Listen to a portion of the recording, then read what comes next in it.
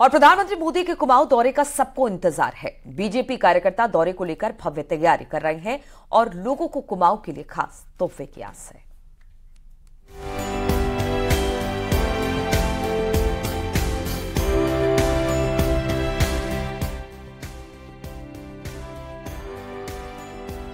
प्रधानमंत्री नरेंद्र मोदी का 12 अक्टूबर को प्रस्तावित उत्तराखंड दौरा कई मायनों में खास होने जा रहा है। प्रधानमंत्री सामरिक दृष्टि से महत्वपूर्ण पिथौरागढ़ जिले के आदि कैलाश की यात्रा करेंगे। प्रशासनिक सूत्रों के अनुसार प्रधानमंत्री गुरुवार को उत्तराखंड आएंगे। इस दौरान पीएम अल्मोड़ा और पिथौरागढ़ जिले में रहेंगे। मुख्यमंत्री पुष्कर सिंह धामी काफी समय से कुमाऊं क्षेत्र के करीब 50 मंदिरों को मानसखंड कॉरिडोर से जोड़ने के प्रोजेक्ट में जुटे हुए हैं। इसी क्रम में प्रधानमंत्री मोदी का अल्मोड़ा जिले के जागेश्वर धाम में जाने का कार्यक्रम प्रस्तावित है। जागेश्वर धाम भारत प्रसिद्ध शिव धामों में से एक है, जिसकी मान्यता दूर दूर तक फैली हुई है। जागेश्वर के बाद पीएम सीमांत जिला पिथौरागढ़ जाएंगे। भारत, नेपाल और चीन के त्रिकोणीय मानचित्र पर बसा पिथौरागढ़ आध्यात्मिक और सामरिक दृष्टि से काफी महत्वपूर्ण है। कोविड काल के बाद जो भारतीय यात्री तिब्बत स्थित कैलाश मानसरोवर की यात्रा करने जाते थे, उस पर चीन ने रोक लगाई हुई है। पिथौरागढ़ जिले में ही आदि कैलाश की यात्रा भी होती है, जिसने पिछले 3 साल में रफ्तार पकड़ी है। पीएम मोदी के दौरे की एक खास बात ये भी है कि वो 12 अक्टूबर की रात में चंपावत जिले के अद्वैत आश्रम में रुकेंगे। 1899 में बाज के जंगल के बीच बने आश्रम, जिसको मायावती आश्रम भी कहा जाता है, इसकी अभिकल्पना स्वामी विवेकानंद ने की थी और यहाँ 15 दिन रुके भी थे। तो इसलिए पहाड़ों को रेल की कनेक्टिविटी जिस प्रकार से हमारे 4 धाम की रेल कनेक्टिविटी के साथ जुड़ने वाली है, वो प्रधानमंत्री जी के विजनरी सोच के कारण ही मिलेगी। वहीं पीएम मोदी के इस दौरे से लोगों में काफी उम्मीदें हैं। प्रधानमंत्री की पिथौरागढ़ शहर में एक जनसभा भी होनी है। लोकसभा चुनाव में अब कुछ महीने ही बचे हैं। बीजेपी नेताओं का मानना है कि प्रधानमंत्री के राजनीतिक कद के आगे कोई टिकता नहीं है, लिहाजा पब्लिक मीटिंग से पार्टी को जबरदस्त फायदा होगा और पार्टी के पक्ष में आने वाले चुनाव में माहौल बनेगा। Bureau report, news 18।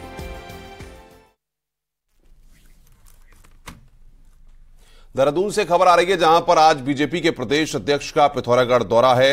आज पिथौरागढ़ दौरे पर जाएंगे महेंद्र भट्ट। अल्मोड़ा लोकसभा के विधायक जनप्रतिनिधियों की मीटिंग लेंगे। पीएम के दौरे की तैयारियों के सिलसिले में ये मीटिंग होगी। कल सीएम धामी भी जाएंगे पिथौरागढ़। प्रशासनिक अधिकारियों की मीटिंग लेंगे सीएम। ये बड़ी खबर हम आपको बता रहे हैं। पीएम के दौरे की तैयारियों को लेकर ये बैठक की जाएगी। आज सीएम धामी भी पिथौरागढ़ जाएंगे। बड़ी खबर इस वक्त की, प्रशासनिक अधिकारियों की मीटिंग लेंगे सीएम।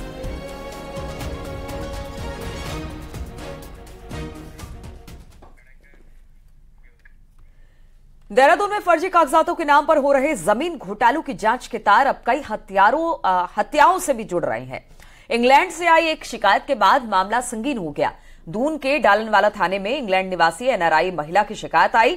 एनआरआई महिला ने अपनी पैतृक संपत्ति को भूमाफियाओं द्वारा फर्जी दस्तावेज के आधार पर खुर्द-बुर्द करने की शिकायत की थी। छानबीन हुई तो 3 बदमाश संजय, ओमवीर, सतीश की गिरफ्तारी हुई, जिसके सरकारी भूमि घोटाले में जेल में बंद करणपाल सिंह से संबंध है। ये पूरा गैंग राजधानी में लंबे समय से प्राइवेट खाली पड़ी जमीनों को कब्जे में लेकर फर्जी दस्तावेज तैयार कर बेचता था। इसी गैंग ने एनआरआई महिला की जमीन भी 3.5 करोड़ में बेच दी थी। पूरे प्रकरण में जो भी दोषी है एसआईटी उसके खिलाफ जो है कार्रवाई करेगी। जैसे भी जो भी तथ्य सामने आएंगे उस हिसाब से जो भी वैधानिक कार्रवाई होगी वो हम करेंगे।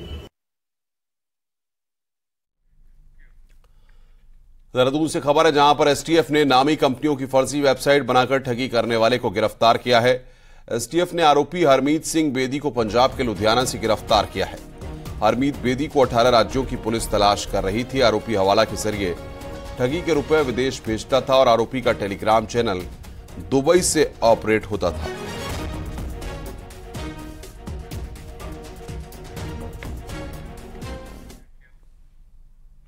और 4 धाम यात्रा ने अब जोर पकड़ लिया है। श्रद्धालुओं का कुल आंकड़ा पहुंचा है 48 लाख के करीब। केदारनाथ में कल 19,000 श्रद्धालुओं ने दर्शन किए। बद्रीनाथ पहुंचे करीब 13,000 यात्री। वहीं इस साल हेमकुंड पहुंचे 1.5 लाख से अधिक श्रद्धालु।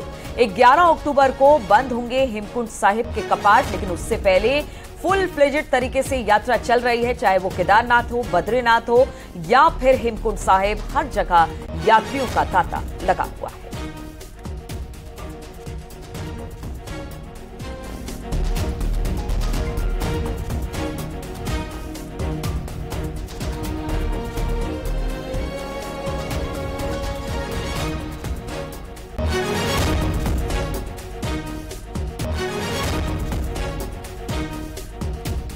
तो केदारनाथ में कल की बात की जाए तो 19,000 श्रद्धालु पहुंचे हैं। अब तक 48,000 श्रद्धालु चारधाम यात्रा पर पहुंच चुके हैं। सिर्फ केदारनाथ में कल के दिन 19,000 यात्री पहुंचे, वहीं बद्रीनाथ में 13,000 यात्रियों ने कल बद्री विशाल के दर्शन किए। चमोली से खबर है, पाकिस्तान से 65 यात्री हेमकुंड साहिब पहुंचे हैं।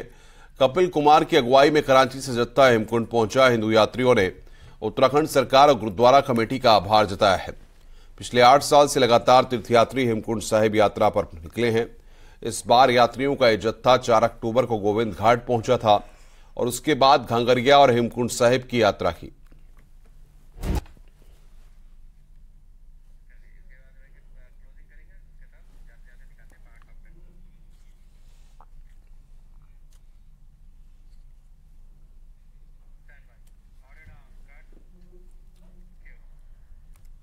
और यहां पर वक्त हो चला एक छोटे से ब्रेक का, लेकिन ब्रेक पे जाने से पहले देख लेते हैं पहाड़ टॉप 10।